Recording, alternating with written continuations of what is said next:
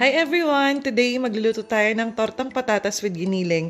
Ito yung mga kailangan natin. Patatas, onion, garlic, minced pork, egg, olive oil, iodized salt, garlic powder, saka black pepper. Tara, start na tayo magluto. Painitin muna natin yung kawali.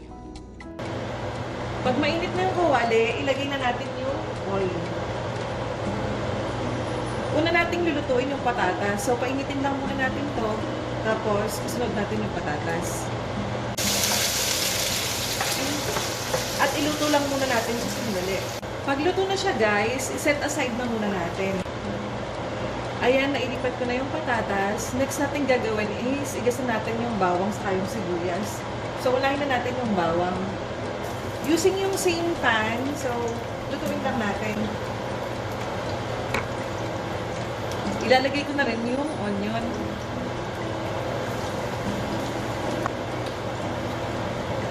Konting giniling lang yung gagamitin ko kasi mas gusto kong malasa yung patatas. So, isa lang natin siya. Lalagyan ko na rin ng pepper. Saka dadagdagan ko rin ng garlic powder. Importante to. Dadagdagan ko na rin ng asin para may lasa na siya. Pero konti lang. Ayan guys, so after niyang maluto, i-off ko na to. Tapos, antayin lang natin siyang lumamig. Pag pareho ng malamig yung meat saka yung potato, pagsamahin natin silang dalawa. Ayan, pinagsama ko na silang dalawa. Tapos, meron akong egg, yung egg binatin na natin. So, ihahalo ko lang din. Ayan. Tapos, halu-haluin lang natin yung mixture. Ang next step natin guys is kumuha ng mas maliit na pan. So ayan, pinapainit ko lang siya. Tapos ilalagay ko na dyan mamaya yung mantika. Tapos start na natin ulit lutuin. Ayan guys, mainit na siya. So lagyan na natin ng konting mantika. Tapos ikakalat ko lang siya.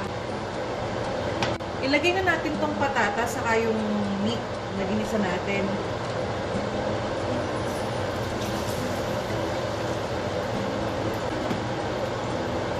Ayan, ikakalat-kalat ko lang siya. Gusto ko kasi yung bilog eh. So, ayan.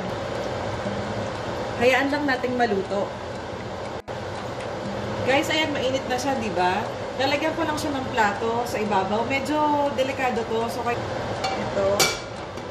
Tapos, babalikan lang natin siya.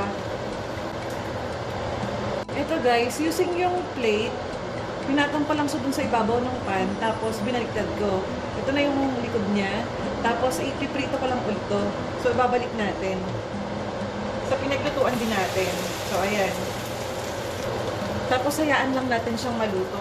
Medyo mapanganib yung ginagawa natin. Pero, masarap eh. Okay naman eh. Kaya parang worth it.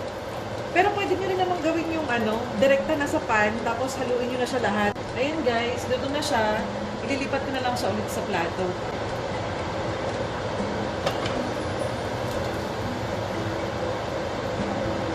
Ito na siya. Guys, yung isang way ng pagluluto ng torta. So, ilagay mo na lang siya, tapos haluin mo. Ayan. Torta na siya. So, ayan guys. Ito yung mas safe na way para makaluto ng torta. So, ayan. Kain na tayo. Torta versus torta.